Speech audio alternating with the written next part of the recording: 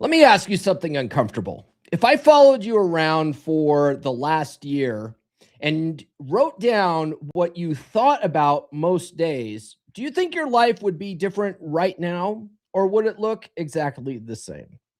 Because here's the part most people never stop to consider. Your results aren't random. They're not bad luck. They are not caused by the economy, your age, your past, or the people around you. They are the product of what occupies your mind when no one is watching. And that's the problem. Most men believe they are thinking, but they're not. They're reacting, they're replaying, they're worrying, they're rehearsing explanations for why things didn't work out. They're telling themselves stories that sound reasonable, but produce nothing. They wake up, they move through the day, and they stay busy, and yet nothing actually changes. Years pass that way. Earl Nightingale pointed this out almost 70 years ago, and the numbers were brutal even then. Out of 100 men who start adulthood believing they will succeed, only a handful ever do. Not because they lack talent, not because they lacked opportunity, but because they never took control of the one thing that determines direction: their thinking. And that's the sad truth.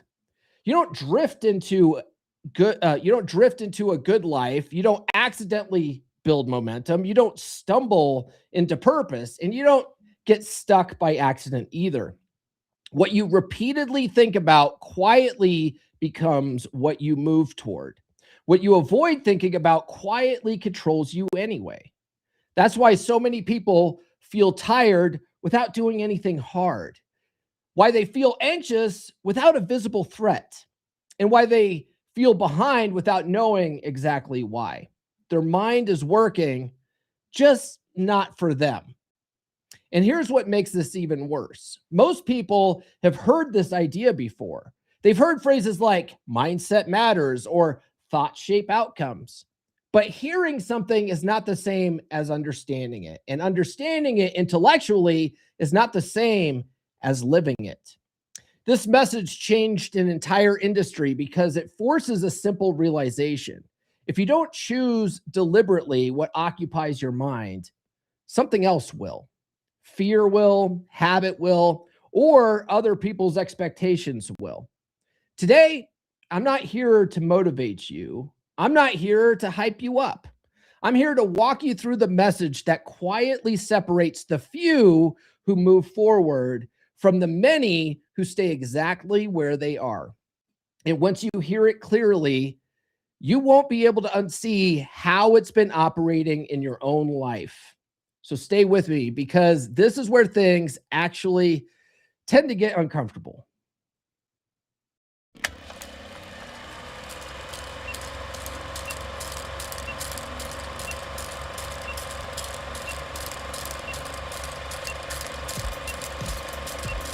We're going live, baby. No. We'll do it live. You're listening to the premier podcast for men who want to not only be better with women, but want to be better men in general. This is the Come On Man podcast. And here's your host, Paul Bauer. Paul Bauer. Paul Bauer. Paul Bauer. Paul Bauer. Paul Bauer. Paul Bauer. He is a certified master life coach and NLP practitioner. It's true. It's damn true. Happy New Year, folks. Let's start the year off right. If you are new to the channel, my name is Paul Bauer. I help men level up and get better with women. And the funny thing about doing that is it tends to make us better men in all areas of our lives. Today is going to be story time with Paul Bebe. I will be reading you a classic book that was originally released as an audio record back in 1956 by Earl Nightingale. Here's the book right here. And it started off as just a motivational message for his employees. It ended up becoming the first motivational audio program ever recorded, and went on to be the first ever non-musical record to win a gold record award for over 1 million records sold. It also launched the Nightingale Conant Corporation. It's called The Strangest Secret. And so Earl Nightingale, he was in the military, and then he ended up owning his own insurance company. And he would give these motivational speeches to his employees once a week. Well, one day he was going to be out of town, so he decided to record his message, and that message blew up. And that ended up becoming The Strangest Secret. And it became basically the first audiobook, really, the first like self-help audiobook. And I've been listening to it on repeat for the last several weeks, and I've challenged myself to listen to it for 90 days. So over the next, couple months, actually, I'm listening to it every day. It's a real short audiobook. If you guys want access to a free copy of the audiobook, I have it pinned in the gratitude group in the Wolf Pack. So if you're not in the Wolf Pack, join the Wolf Pack. The link's in the description for that. If you guys are in the Wolf Pack and you're not in the gratitude group, get into the gratitude group. Practicing gratitude is just really great for your own mindset. It forces you into the present, and it gets you out of your head thinking about depressing stuff. It keeps you from being anxious and having anxiety. It forces you to be in the present and be grateful for what you already have. It's really good for your mindset. So that audiobook is pinned in the chat there. So we'll go ahead and just kick this off. It starts off with, I'd like to tell you about the strangest secret in the world. Some years ago, the late Nobel Prize winning doctor Albert Schweitzer was being interviewed in London. And the reporter asked him, "Doctor, what's wrong with men today?" The great doctor was silent a moment, and then he said, "Men simply don't think." It's about this that I want to talk with you. We live today in a golden age. This is an era that man has looked forward to, dreamed of, and worked toward for thousands of years. But since it's here, we pretty well take it for granted. We in America are particularly fortunate to live in the richest land that ever existed on the face of the earth. A land of abundant opportunity for everyone. But do you know what happens? Let's take 100 men to start, even at the age of 25. Do you have any idea what will happen to those men by the time they're 65? These 100 men who all start even at the age of 25 believe they're going to be successful. If you ask any one of these men if he wanted to be a success, he'd tell you he did. And you would notice that he was eager towards life, that there was a certain sparkle to his eye, an erectness to his carriage, and life seemed like a pretty interesting adventure to him. By the time they're 65, 1 will be rich, 4 will be financially independent, 5 will still be working, 54 will be broke. Now think a moment. Out of the 100, only 5 make the grade. Now, why do so many fail? What has happened to the sparkle that was there when they were 25? What's become of the dreams, the hopes, the plans? And why is there such a large disparity between what these men intended to do and what they actually accomplished? When we say about 5% achieve success, we have to define success. And here's the best definition I've ever been able to find. Success is the progressive realization of a worthy ideal. If a man is working toward a predetermined goal and knows where he's going, that man is a success. If he's not doing that, he's a failure. Success is the progressive realization of a worthy ideal. All right. Write that down, guys, because that's going to be a theme going forward. By the way, if you guys are new to the channel, I do have new episodes every Monday, Wednesday, and Friday. Please like, subscribe, and hit those notifications. Okay. And Fridays are always Frame Fridays. I always like to talk about things revolving around your mindset. And this book is definitely a book about mindset. And the funny thing is that once you get your mind right, everything else falls into place in life. So Frame Fridays are arguably the most important episodes for you guys to tune into. And they're the ones that get the least amount of views. Paul, working on your mindset's boring. I'd rather talk about the vagina. Anyway, he goes on. Rollo May, the distinguished psychiatrist, wrote a wonderful book called Man's Search for Himself. And in his book, he writes, the opposite of courage in our society is not cowardice, it is conformity. There you have the trouble today. It's conformity. People acting like everyone else without knowing why, without knowing where they're going. Now think of it. In America right now, there are over 18 million people 65 years of age and older. Most of them are broke. They're dependent on someone else for life's necessities. We've learned to read by the time we're 7. We've learned to make a living by the time we're 25.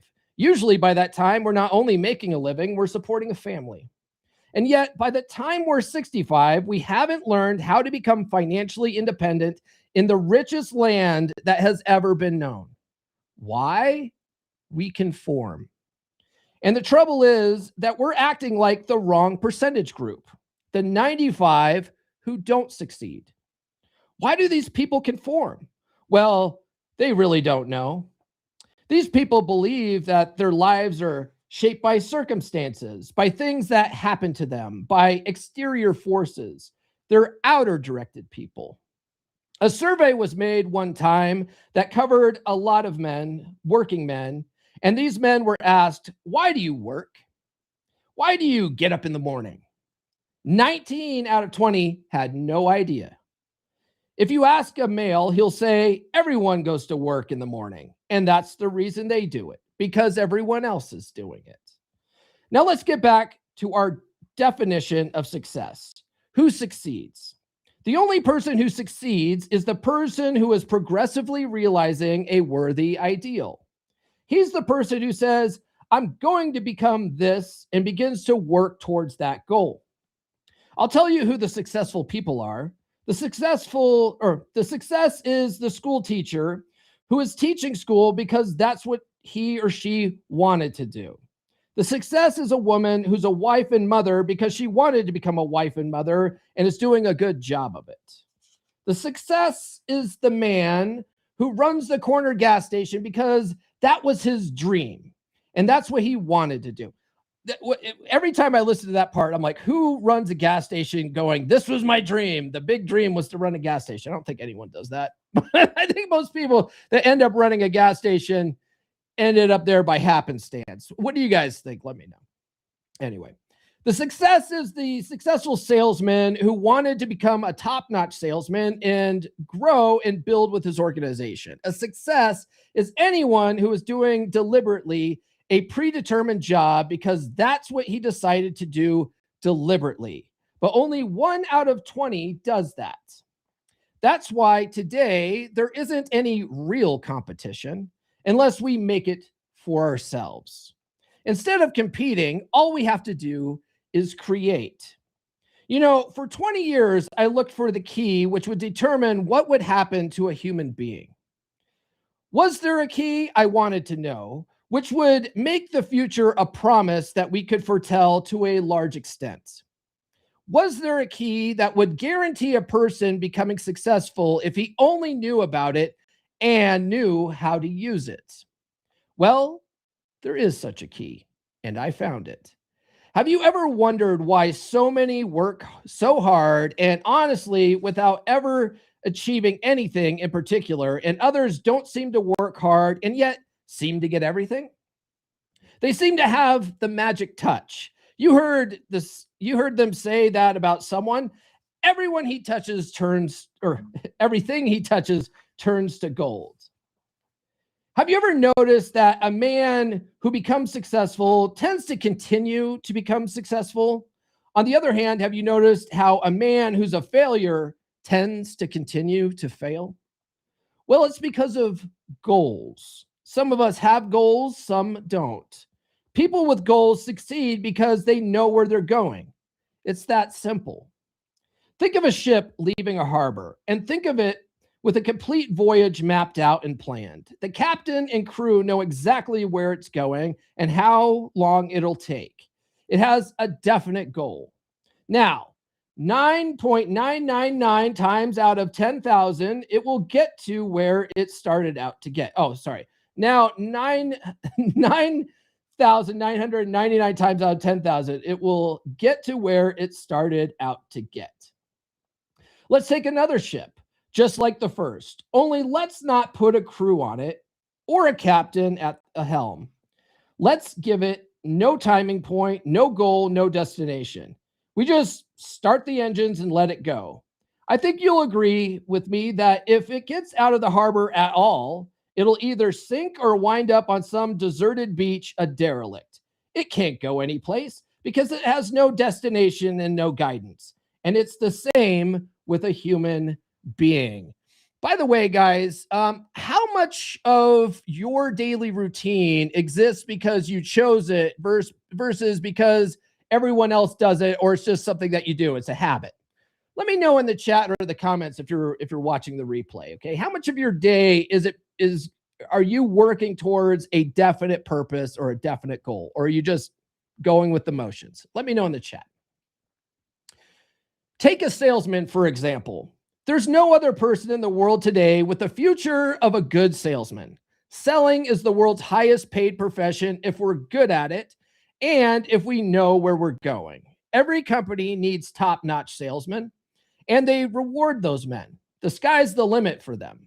But how many can you find? Someone once said, the human race is fixed, not to prevent the strong from winning, but to prevent the weak from losing. The American economy today can be likened to a convoy in a time of war. The entire economy is slowed down to protect its weakest link. Just as the convoy had to go at the speed that would permit its slowest vessel to remain in formation. That's why it's so easy to make a living today. It takes no particular brains or talent to make a living, to support a family today. We have a plateau of so-called security, if that's what a person's looking for, but we do have to decide how high above this plateau we want to aim. Now let's get back to the strangest secret in the world, the story I wanted to tell you today. Why do men with goals succeed in life and men without them fail? Well, let me tell you something which, if you really understand it, will alter your life immediately. If you understand completely what I'm going to tell you, from this moment on, your life will never be the same again. You will suddenly find that luck seems to be attracted to you. The things you want just seem to fall into line.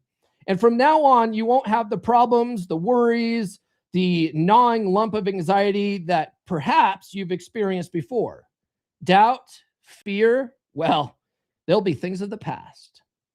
Here's the key to success and the key to failure. We become what we think about. Now, let me say that again. We become what we think about. Throughout all history, the great wise men and teachers and philosophers and prophets have disagreed with one another on many different things. It's only on this one point that they are in complete and unanimous agreement. By the way, guys, I have a book that's all about rewiring your subconscious mind so that when you do act on habit, you are acting towards your purpose in life, towards your goals, towards whatever it is you want to do. Now, the book is more geared towards guys who are, trying to work on a dominant masculine presence, but it works in all areas of your life. Okay. You want to make more money, it works for that. If you want to get better at dating, it works for that. If you want to work on your health goals, it works for that. It's called Psychology Paradigm. Have you ever felt like something's holding you back in your relationships? Like you're always on the back foot, struggling to connect with women? You're not alone. Many men are taught to be weak, to defer, to play small around women by their upbringing, by society, by the very world that shaped them. But what if you could break free from the invisible chains that have held you back? What if you could rewrite the script, reprogram the paradigm that's been running your life? This is your chance to step into the man you were always meant to be. In The Essential Skills of a Masculine Presence, Psychology Paradigm by Paul Bauer, the first book in R.P. Thor's groundbreaking series, you'll learn how to understand and transform the paradigms that have shaped your life. You'll discover how to develop a dominant masculine presence, one that commands respect, inspires trust, and brings fulfillment to your relationships. Don't wait for life to change on its own. Take control. Order your copy of The Essential Skills of a Masculine Presence Psychology Paradigm now on Amazon. Available in hardcover, paperback, or on Kindle. This is more than a book.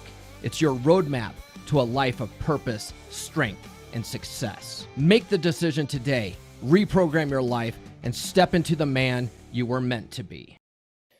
Indeed. Bane Bear's in the house. He says, of course. Nurse Chick's in the house. She says, good morning, gentlemen. Thank God it's Friday. Nurse Chick gets this. I'm so naughty. Mm-hmm. I'm gonna come. Yep. That pussy must be ridiculous. It is, guys. It's absolutely ridiculous. Dar Fitness in the house. What's up, man? Happy Friday. And brother Larry's in the house. What's up, brother?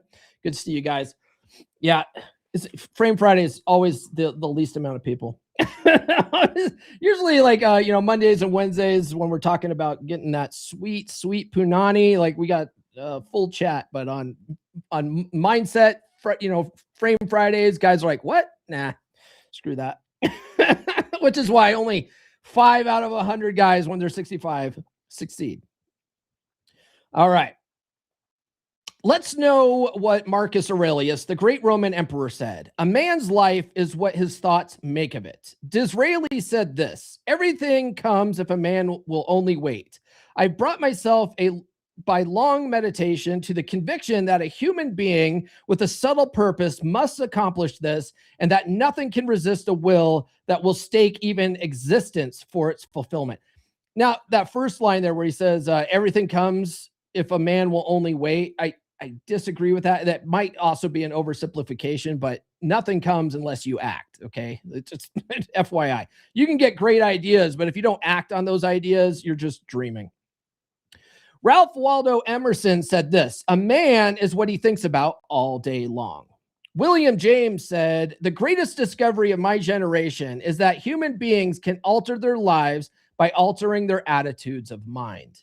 He also said, we need only in cold blood act as if the thing in question were real, and it will become infallibly real by growing into such a connection with our life that it will become real. It'll become so knit with habit and emotion that our interest in it will be those which characterize belief. He also said, if you only care enough for a result, you will almost certainly attain it. If you wish to be rich, you will be rich. If you wish to be learned, you will be learned. If you wish to be good, you will be good. Only you then will wish these things and wish them exclusively, and not wish at the same time 100 other incompatible things just as strongly. In 3 words, believe and succeed. In the Bible, you'll read in Mark 9:23, if thou canst believe, all things are possible to him that believeth. My old friend, Dr. Norman Vincent Peale, put it this way: this is one of the greatest laws in the universe. Fervently do I wish I had discovered it as a very young man. It dawned upon me much later in life, and I have found it to be one of the greatest, if not my greatest discovery outside my relationship to God. The great law, briefly and simply stated, is that if you think in negative terms, you will get negative results. If you think in positive terms, you will achieve positive results. That is the simple fact. He went on to say, which is at the basis of an astonishing law of prosperity and success. In 3 words, believe and succeed. William Shakespeare put it this way: our doubts are traitors and make us lose the good we oft might win by fearing to attempt. George Bernard Shaw said, people are always blaming their circumstances for what they are. I don't believe in circumstances. The people who get on in this world are the people who get up and look for the circumstances they want, and if they can't find them, make them. Well, that is pretty apparent, isn't it? Every person who discovered this for a while believed that he was the first one to work it out. We become what we think about. Now, it stands to reason that a person who's thinking about a concrete and worthwhile goal is going to reach it because that's what he's thinking about. And we become what we think about. Conversely, a man who has no goal, who doesn't know where he's going, and whose thoughts must therefore be thoughts of confusion and anxiety and fear and worry, becomes what he thinks about. His life becomes one of frustration and fear and anxiety and worry. If he thinks about nothing, he becomes worried. Now, how does it work? Why do we become what we think about? Well, I'll tell you how it works as far as I know. Now, to do this, I want to tell you about a situation that parallels the human mind. Suppose a farmer has some land and it's good, fertile land. Now, the land gives the farmer a choice. He may plant in that land whatever he chooses. The land doesn't care. It's up to the farmer to make the decision. Now, remember, we're comparing the human mind with the land because the mind, like the land, doesn't care what you plant in it. It will return what you plant, but it doesn't care what you plant. Now, one thing I'll add here, and I talk about it on the podcast a lot, right? We have a negativity bias. We naturally want to focus on the negative. And the thing is that your mind, your subconscious mind specifically, it can't tell the difference between positive and negative. It only cares about what you think about the most. So if you're thinking in terms of negative terms, you will tend to attract more negativity into your life, right? It's the same reason why you get up in the morning and you stub your toe, and then next thing you know, you go to brush your teeth and then the toothpaste is empty, and then you go out and you trip over the goddamn dog, and then your wife starts bitching at you, and the whole rest of the day goes to hell in a handbasket, right? It's just like, why does that happen?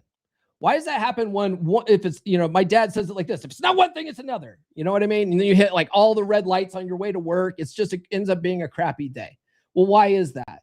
It's because we become what we think about, right? And so you're constantly thinking about negativity, and all this negativity keeps showing up to you. And as soon as you change that, as soon as you realize that about your life, when you catch yourself focusing on negativity, you want to snap out of it. You want to snap out of it and start focusing on positivity so that more positive stuff comes to you in your life. It just happens to work that way. It's pretty wild. So just like our minds, right? The fertile land doesn't care what you plant in it. Okay. Your subconscious mind doesn't care what you plant in it. It's going to grow whatever you plant, right? So this is the comparison we're making. Now, let's say that the farmer has two seeds in his hand. One is a seed of corn. The other is nightshade, a deadly poison. He digs two little holes in the earth and he plants both seeds, one corn, the other nightshade. He covers up the holes, waters, and takes care of the land. And what will happen? Invariably, the land will return what's planted. As it's written in the Bible, as ye sow, so shall ye reap. Now remember, the land doesn't care. It'll return poison in just as wonderful abundance as it will corn. So up come the two plants, one corn, one poison.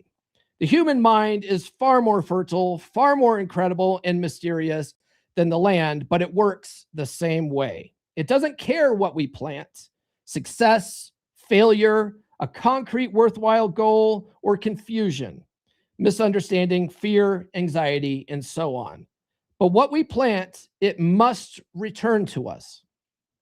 You see, the human mind is the last great unexplored continent on Earth. It contains riches beyond our wildest dreams. It will return anything we want to plant. Now, you might say, well, if that's true, why don't people use their minds more? Well, I think they figured out an answer to that one too. Our mind comes as standard equipment at birth. It's free. And things that are given to us for nothing, we place little value on. Things that we pay money for, we value. The paradox is that exactly the reverse is true. Everything that's really worthwhile in life came to us free. Our minds, our souls, our bodies, our hopes, our dreams, our ambitions, our intelligence, our love of family and children and friends and country, all these priceless possessions are free. But the things that cost us money are actually very cheap and can be replaced at any time. A good man can be completely wiped out and make another fortune. He can do that several times. Even if our home burns down, we can rebuild it. But the things we got for nothing, we can never replace. The human mind isn't used because we take it for granted. Familiarity breeds contempt. The mind can do any kind of job we assign to it, but generally speaking, we use it for little jobs instead of big ones. Universities have proven that most of us are operating at about 10% or less of our abilities. By the way, guys, if you're getting value out of any of these episodes, please consider sending a super chat. Hold on, where is that there? Please consider sending a super chat. It helps support the show probably more than anything else. So decide now, what is it you want? Plant your goal in your mind. Hold on a second. Hold on. Did I miss? Nope, that's right. Okay. Decide now. What is it you want? Plant your goal in your mind. It's the most important decision you'll ever make in your entire life. You know, one of the things that we talk about in the red pill space when it comes to mental frame is understanding, what do you want, right? What do you want? What do you want in your relationships? What do you want in your career? Most people never sit down to think about what they truly want. They're always, a lot of guys, especially, you know, self-proclaimed nice guys or recovering nice guys, a lot of those guys are caretakers, and they're trying to do everything for everyone else, and they never sit down to think about what they want. They're always like, what do you want, honey? Right? What do you want to the kids? What do you want to the parents? What do you want to the boss? But they never sit down to think about what the hell they want.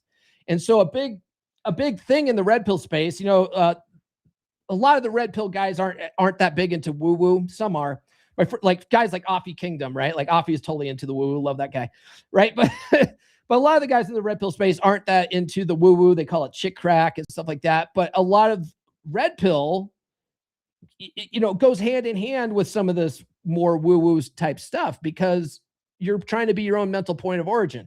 Well, how do you do that if you don't control your mind? Right? One of my, I've got a whole list of books that I'm planning on writing, and one of them is going to be on how studying the law of attraction is an excellent framework for working on your mental frame. Okay. And it really is. But that's because really a lot of like law of attraction study is really NLP. It's NLP disguised as mysticism, but I love it anyway. Okay. What is it that you want?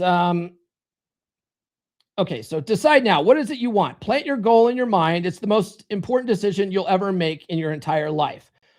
What is it you want? Do you want to be an outstanding salesman, a better worker at your particular job? Do you want to go places in your company, in your community? Do you want to get rich? All you've got to do is plant that seed in your mind, care for it, work steadily toward your goal, and it will become a reality. It not only will, there's no way that it cannot. You see, that's a law, like the laws of Sir Isaac Newton, the laws of gravity. If you get on top of a building and jump off, you'll always go down. You'll never go up. And it's the same with the other laws of nature.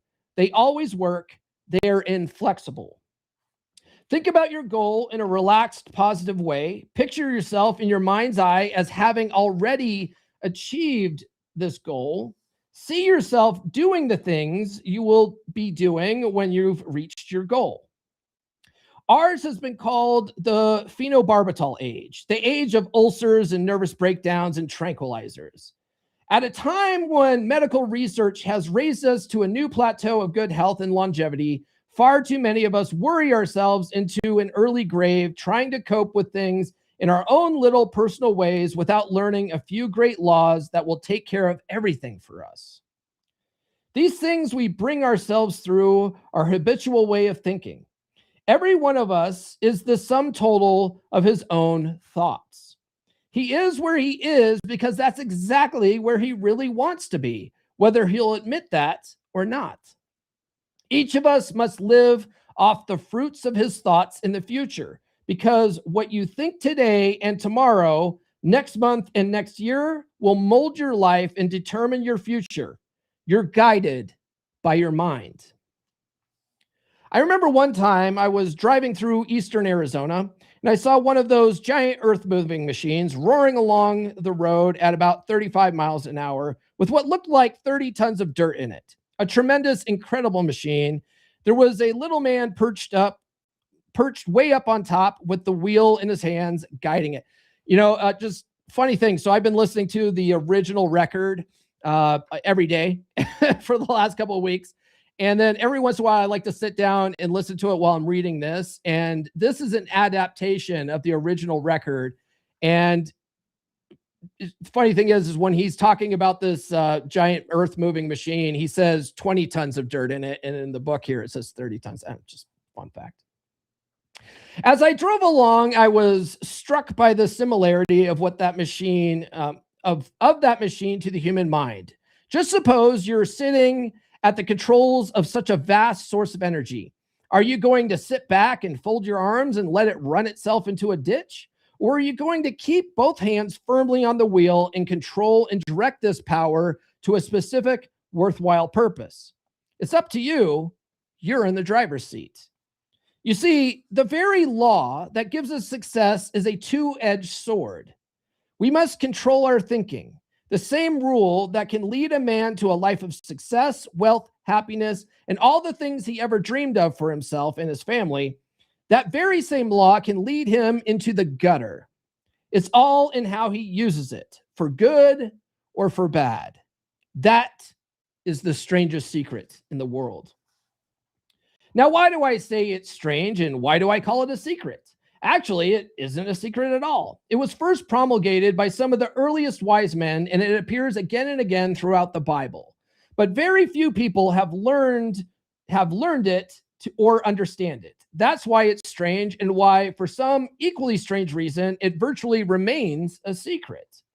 I believe that you could go out and walk down the main street of your town and ask one man after another what the secret of success is, and you probably wouldn't run into one man in a month who could tell you. Now, this information is enormously valuable to us if we really understand it and apply it. It's valuable to us not only for our own lives, but the lives of those around us, our families, employees, associates, and friends. Life should be an exciting adventure. It should never be a bore. A man should live fully, be alive. He should be glad to get out of bed in the morning. He should be doing a job he likes to do because he does it well. One time I heard Grove Patterson, the great late editor-in-chief of the Toledo Blade, he made a speech, and he concluded his speech saying something I've never forgotten. He said, "My years in the newspaper business have convinced me of several things, among them that people are basically good and that we came from someplace and we're going someplace. So we should take our time here, so we should make our time here an exciting adventure. The architect of the universe didn't build a stairway leading nowhere. The greatest teacher of all, the carpenter from the plains of Galilee, gave us the secret time and time again. As ye believe, so shall it be done unto you."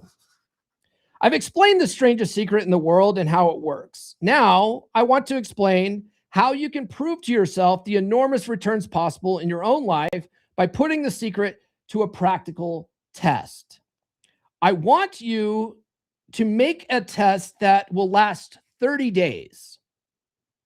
It isn't going to be easy, but if you give it a good try, it will completely change your life for the better. Back in the 17th century, Sir Isaac Newton, the English mathematician and natural philosopher, gave us the natural laws of physics, which apply as much to human beings as they do to the movement of bodies in the universe. One of these laws is that for every action, there is an equal and opposite reaction. Simply stated, as it applies to you and me, it means that we can achieve nothing without paying the price. The results of your 30-day experiment will be in direct proportion to the effort you put forth. To be a doctor, you must pay the price of long years of difficult study.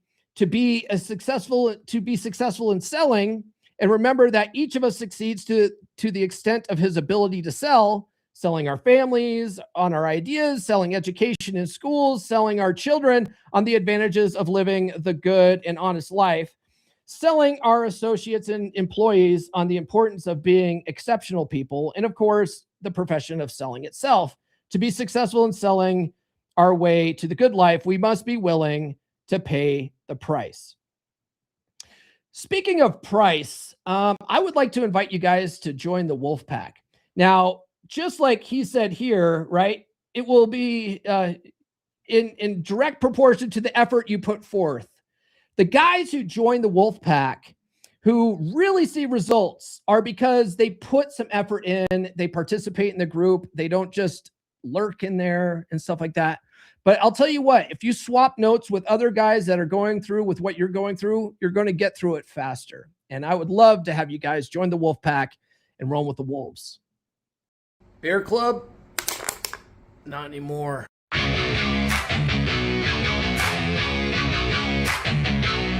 Wolf Pack, you fix what's broken.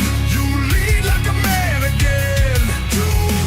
No pity, no therapy. Just fire, just flame. Cold bed, broken home, midlife drift, feeling alone. You don't need hacks, blogs, lies. You need men with fire in their eyes. We rebuild from the ground up. No excuses, no soft stuff. Telegram lit 24/7. Brothers locked in steel, not heaven. Step inside the pack. We don't fall, we attack. Truth, fire, presence, we bring it back. Masculine pride, no time to slack. Step inside the pack. Drop your past, claim your track. No therapy talk, no playing small. We sharpen blades, we take it all.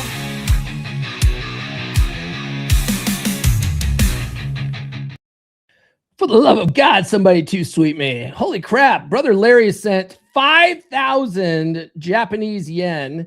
May you and your family have an awesome 2026. Thanks, brother. I appreciate that. I used to have these videos of shaking titties and stuff like that, but I kept getting demonetized, so I had to take that off. But I'll tell you what, I am going to give him this one right here. Respect the cock and tame the cunt. Absolutely. And then I'm also going to give him this one too, just for good measure. Shame this horse. Yes, we're going to shame these horse. Okay. Thanks, brother. I appreciate that. All right. And by the way, Wolfpack, like I said before, the audio version of this book, it's free in the gratitude group if you guys join the Wolfpack. And it's much better listening to Earl Nightingale read it than it is listening to me read it. Now, what is the price? Because remember, before the break, we all have to pay a price, right? Now, what is that price? Well, it's many things. First, it's understanding emotionally as well as intellectually that we literally become what we think about. That we must control our thoughts if we are to control our lives. It's understanding fully that as ye sow, so shall ye reap. Second, it's cutting away all fetters from the mind and permitting it to soar as it was divinely designed to do. It's the realization that your limitations are self-imposed and that the opportunities for you today are enormous beyond belief. It's rising above narrow-minded pettiness and prejudice. Third, it's using all your courage to force yourself to think positively on your own problem. Set a definite and clearly defined goal for yourself and let your marvelous mind think about your goal from all possible angles. Let your imagination speculate freely upon many different possible solutions. Refuse to believe that there are any circumstances sufficiently strong enough to defeat you in the accomplishment of your purpose. Act promptly and decisively when your course is clear, and to keep constantly aware of the fact that you are, at this moment, standing in the middle of your own acres of diamonds, as Russell Conwell used to point out. Fourth, save at least 10% of every dollar that you earn, right? Which is what I love about this book, right? Because it's, widely considered a law of attraction type book, but he adds that last little practical tidbit in there, which if you guys ever read The Richest Man in Babylon, that was the biggest takeaway from that book, is save 10% of what you earn. That's whenever you hear about rich people paying themselves first, that's what they're doing. Any kind of money that comes in, they take 10% off the top and put it, in an investment like a Roth IRA or something like that. And then like the rest goes to paying bills and whatever. But most people pay their bills and then whatever's left over, they save, right? And then by the time you're done paying bills, you don't have anything left over. So pay yourself first. So I like that practical little advice there at the end. Save at least 10% of every dollar that you earn. Understand that thoughts are things. Oh, so this is the price of success. Understand that thoughts are things and that you must control your thoughts in order to control your life. Realize that limitations are self-imposed, that you must cut yourself free from them. Oh, so they're just summarizing the things that he went over here. Yeah. Now let's go over the important points and the price each must pay to achieve. Let's see here. Okay, so this is in the audiobook, they don't have all this kind of crap, so we're just going to skip here. Now I'll try to outline the 30-day tests. I want you to, or the 30-day test I want you to take. Keep in mind that you have nothing to lose by making this test and everything you could possibly want to gain. There are two things that may be said of everyone. Each of us wants something, and each of us is afraid of something. I want you to write on a card what it is you want more than anything else. It may be more money. Perhaps you like to double your income or make a specific amount of money. It may be a beautiful home. It may be success at your job. It may be a particular position in life. It could be a more harmonious family. Each of us wants something. Write down on your card specifically what it is you want. Make sure it's a single goal and clearly defined. You needn't show it to anyone, but carry it with you so that you can look at it several times a day. Think about it in a cheerful, relaxed, positive way each morning when you get up, and immediately you have something to work for, something to get out of bed for, something to live for. Now, this is something I learned from Bob Proctor years ago, but I actually keep a goal card in my pocket. And this is something that, Napoleon Hill talks about. Earl Nightingale also talks about this. And the thing is about those two people is that Bob Proctor, who's one of my mentors, he read Think and Grow Rich every day for 60 years, right? And that's what they talk about. They talk about having a goal, having a goal card and writing it down and focusing on it, morning, noon, and night. Well, he was also, when he first realized that he was this stuff was working and that he was rich, he was running a floor cleaning company in 3 different countries, and he was making his employees listen to this audio, listen to the record every night while they worked. He was making them listen to this stuff, and so the thing is, like after that, he went to go work with Earl Nightingale, and he studied directly under Earl Nightingale and worked as like an intern at the Nightingale Content Corporation.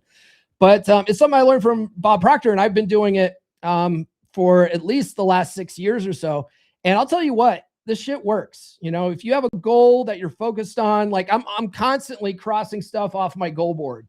You know what I mean? And it's just amazing how this stuff works in your life. So Earl Nightingale is challenging you to do this for at least 30 days. Okay. But the real reason why he's having you do this is to develop the habit of doing that. And you'll find that once you develop the habit of having your goal and focusing on it multiple times a day and getting up and slowly chipping away at that goal every day, you actually achieve more of your goals in life. A lot of people, they don't do that though. They go, I'd like this. Oh, I'd wish I had a better job. Oh, I wish I had that car, or I wish I had a better house, but they never actually do anything to move towards it. But if you write it down and you focus on it every day, it's in your mind and you will always be compelled to work towards that goal a little bit each day. You know what I mean? There's a reason why this works, and it's not necessarily magic. Look at it every chance you get during the day and just before going to bed at night. As you look at it, remember that you must become what you think about. And since you're thinking about your goal, you realize that soon it will be yours. In fact, it's yours really the moment you write it down and begin to think about it. Look at the abundance all around you as you go about your daily business. You have as much right to this abundance as any other living creature. It's yours for the asking.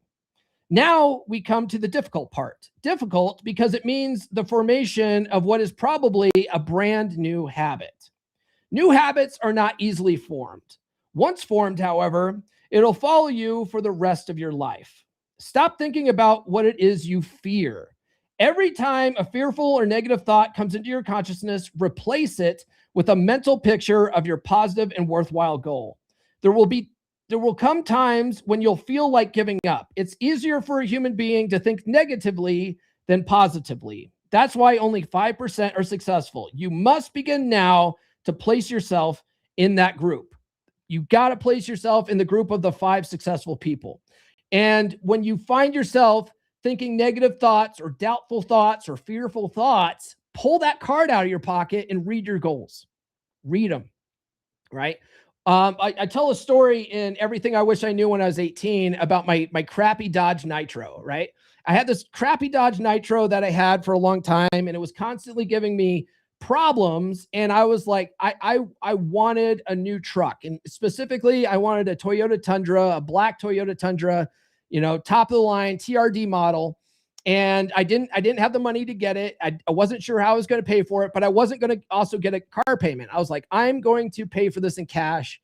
And so anytime I had those car problems and I was just get really frustrated and think about how shitty this car is or whatever, I'd stop myself and imagine myself in this Toyota Tundra, right? I'd be like, oh, it's going to be so nice having this Toyota Tundra, and it's going to not have as many problems because it's going to be newer. It's going to look nicer, and it's going to, all this kind of stuff. Well, literally within a couple of months, I got notified that the company I was working for got bought out. And during the buyout, they paid me tons of money for my stock options, and I cashed out all my stock options. And out of a portion of that, I was able to buy that truck outright within a couple of months. And it was fascinating because I had all that money sitting in the bank. I knew I could afford that new truck, but I was just sort of sitting on it.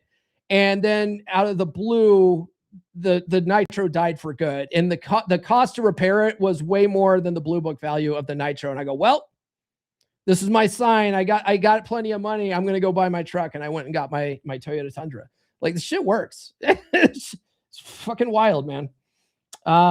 Now, what's funny, one of the things that I'm realizing listening to these audiobooks. So I'm listening to this. I'm listening to Feeling is the Secret by Neville Goddard, which is also a really short audiobook. It's also free in the gratitude group on Wolfpack. And I'm listening to The Science of Getting Rich Again, because that's also relatively short. It's like 2 hours long. And so I've been listening to those on repeat for the last several weeks. And one of the things that I realize in it is how it's not important to think about why this stuff works. It's more important to just go, it works, and just trust it. Because there's lots of theories out there, right? There's like spiritual theories that's God and whatever. And there's, quantum theory out there that it's the observer effect and the quantum field theory, and all that stuff is fun to think about, right? But no one really knows why this stuff works. There's also just a simple psychological reason that your subconscious mind sort of wants to make things true, and it gives you ideas on how to make it true, right? It's not magic at all. So why it works is irrelevant. It's just try it. You know what I mean? It's one of those things where it's just take my word for it. Okay. So for 30 days, you must take control of your mind. It will think about only what you permit it to think about. Each day for this 30-day test, do more than you have to do. In addition to maintaining a cheerful, positive outlook, give yourself more than you've ever done before. Do this knowing that your returns in life must be in direct proportion to what you give. The moment you decide on a goal to work toward, you're immediately a successful person, right? And why? Why does he say that? The moment you decide to work towards that goal, you're immediately successful. Is it because you have it already? Or is it because his definition at the beginning? The definition of success is the progressive realization of a worthy ideal, right? So think about that.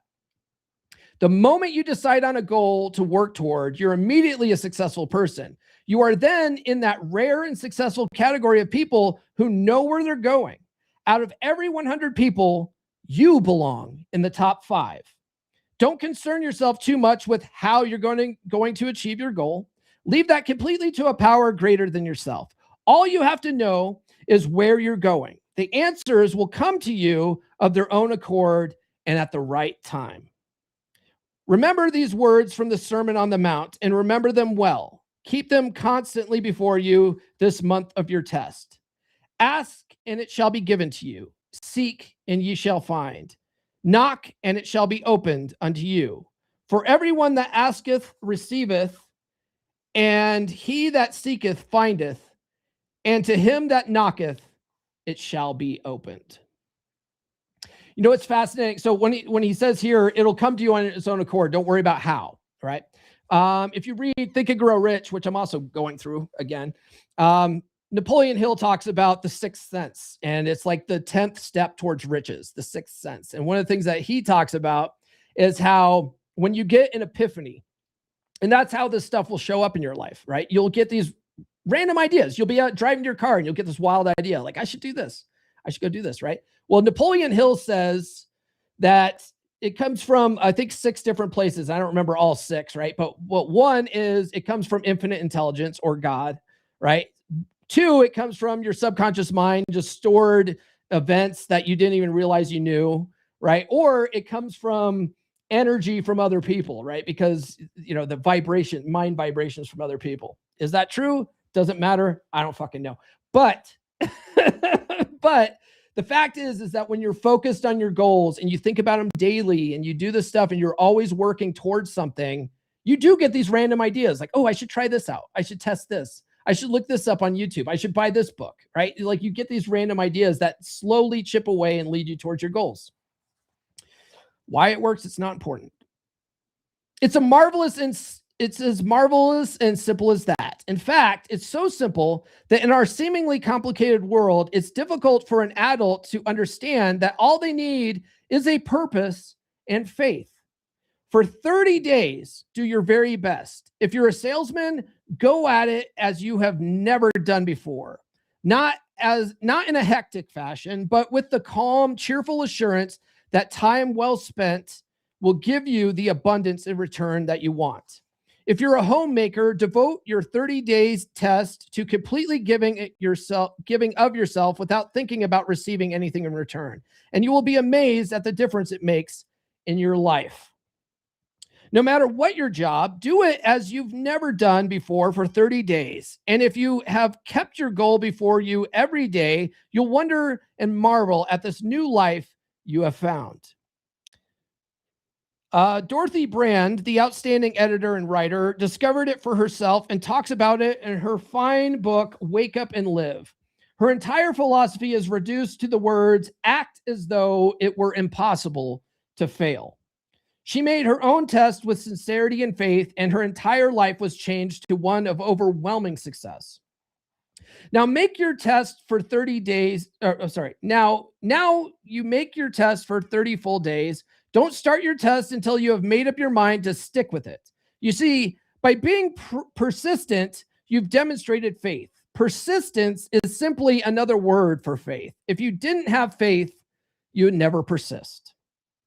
If you should fail during your first 30 days, by that I mean finding suddenly yourself overwhelmed by negative thoughts, you've got to start over again from that point and go 30 more days.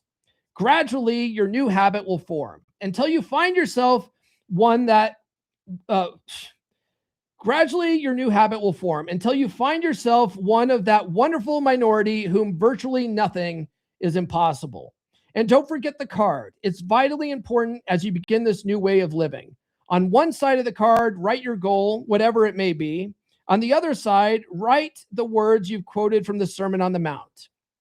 Ask, and it shall be given you. Seek, and ye shall find. Knock, and it shall be opened unto you. I don't actually have that on the back of my card. It's not necessary, but, you know, if that helps you. I like to put it on the back of one of my business cards. So right now, my goal card is on the back of one of my Wolfpack cards. You know what I mean? Because one of my goals is to grow the Wolfpack. I really want to grow the Wolfpack, and I've been doing really good at that lately, man. We've been getting like 3 or 5 guys a day joining the Wolfpack. It's fucking amazing. Now, not all of them are showing up in the Telegram group though. So I just want for you guys out there that have recently signed up for the Wolfpack the last couple of days, you should have received a welcome email. And if you haven't, like DM me on Instagram or something. Okay. Cause it might be stuck in your spam folder or something like that. So I put on my calendar, if I haven't seen a new guy join the Telegram group, I put on my calendar the next day to like shoot him an email. So if you got an email from me, that was me. That's me emailing you going, hey man, are you having problems getting in the group? We want you in there. I'd hate for you to buy the membership of the group and not show up in the group. That would be sad. All right. Nothing great was ever accomplished without inspiration. See that during these crucial first 30 days, your own inspiration is kept at a peak. So this is why he wants you to put that Sermon on the Mount quote on the back of your card. It's to keep you motivated, right? Above all, don't worry. Worry brings fear, and fear is crippling. The only thing that can cause you to worry during your test is trying to do it all yourself. Know that all you have to do is hold your goal before you. Everything else will take care of itself.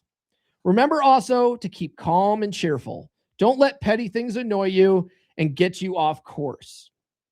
Now, since making this test is difficult, some will say, why should I bother? Right? I can just see every time I hear that, I think of like MGTOW guys going, the juice isn't worth the squeeze, bro. Like, why should I even bother? Well, look at the alternative. No one wants to be a failure. No one really wants to be a mediocre individual. No one wants a life constantly filled with worry and fear and frustration. Therefore, remember that you must reap that which you sow. If you sow negative thoughts, your life will be filled with negative things. If you sow positive thoughts, your life will be cheerful, successful, and positive. Now, gradually, you will have a tendency to forget what you've heard on this recording or on this podcast. Play it often. Keep reminding yourself of what you must do to form this new habit. Gather your whole family around at regular intervals and listen to what's been said here. Most men will tell you that they want to make money without understanding the law. The only people who make money work in a mint. The rest of us must earn money.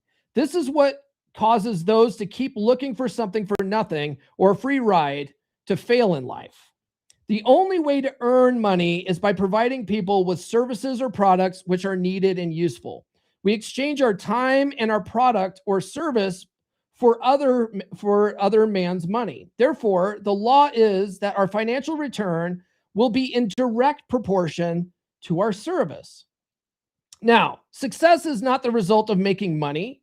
Earning money is the result of success, and success is in direct proportion to our service. And remember, the definition of success is the progressive realization of a worthy ideal. That means you have to have a goal and work towards it to be successful. And once you do that and you start working towards that, only then will you get those results, right? Most people have this law backward. They believe that you are successful if you earn a lot of money. The truth is that you can only earn money after you're successful.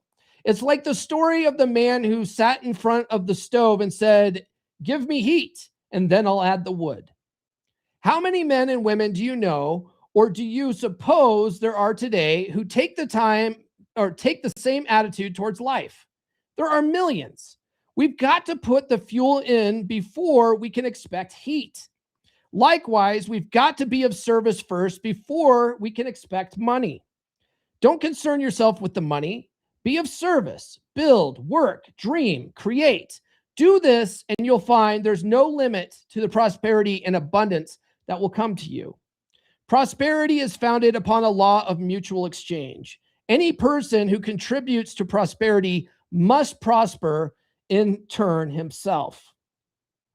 Sometimes the return will not come from those you serve, but it must come from someplace because that's the law. For every action, there is an equal and opposite reaction. As you go daily through your 30-day test period, remember that your success will always be measured by the quality and quantity of service you render, and money is a yardstick for measuring this service. No man can get rich himself unless he enriches others. Now, there are no exceptions to a law. You can drive down any street in America and from your car estimate the service that he's being rendered by the people living on the corner or living on that street. Have you ever thought of this yardstick before? It's interesting.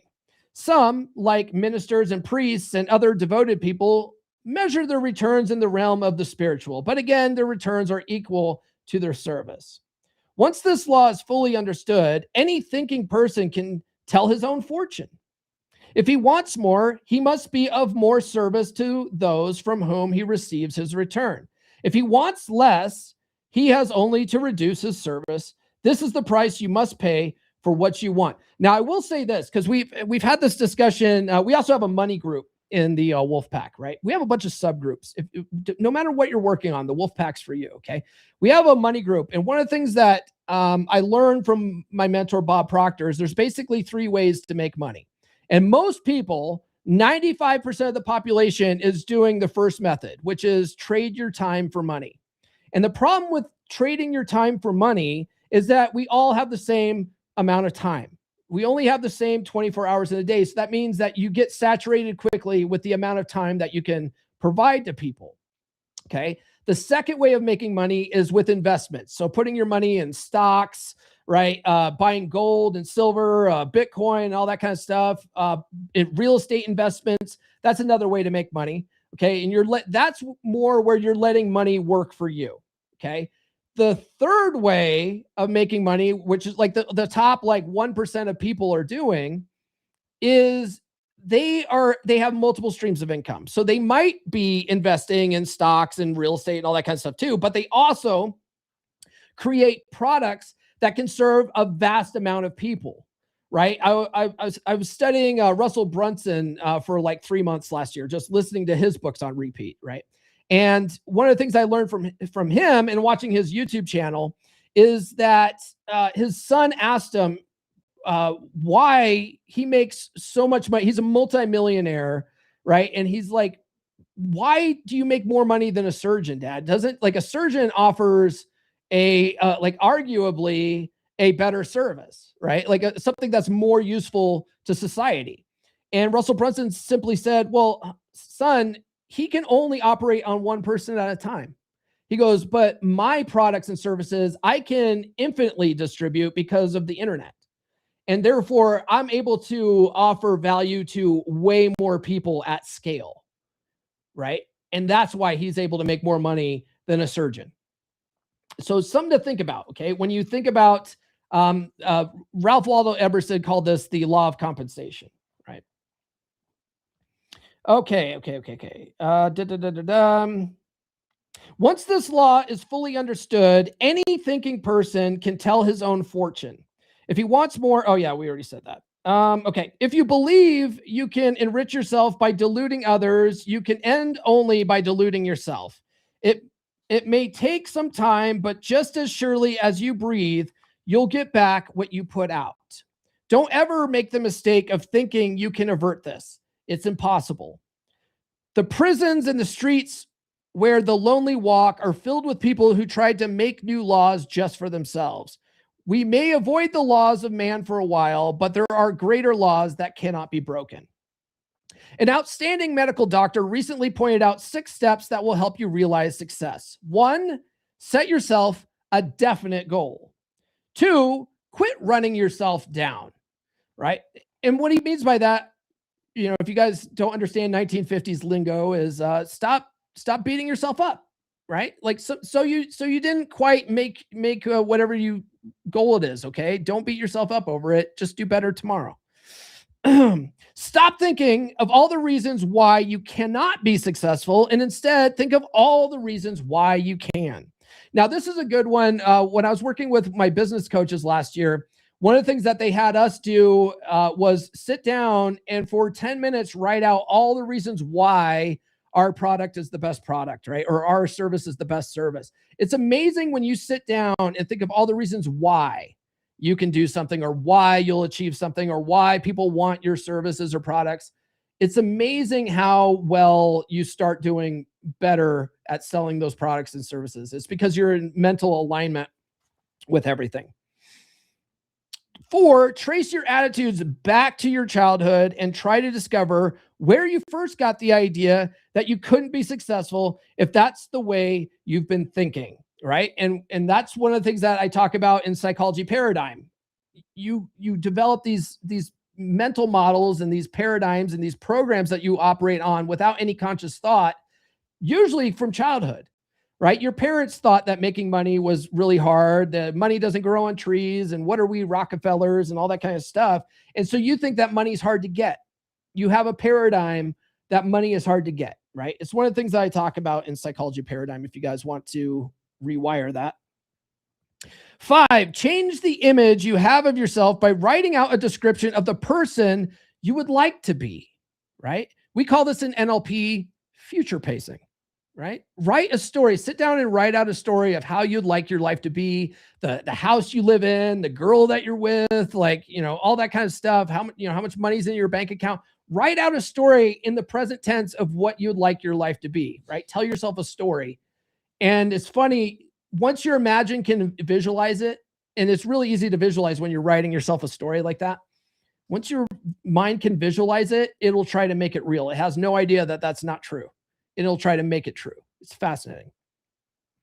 6, act the part of the successful person you have decided to become.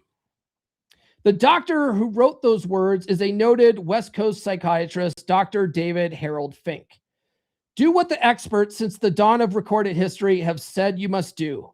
Pay the price by becoming the person you want to become. It's not nearly as difficult as living unsuccessfully. Make your 30-day test, then repeat it again.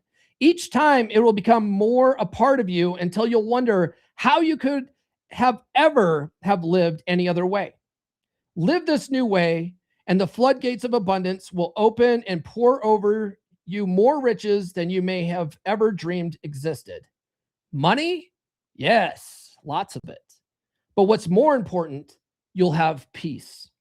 You'll be in that wonderful minority of who lead calm, cheerful, successful lives. Start today. You have nothing to lose, but you have a whole life to win.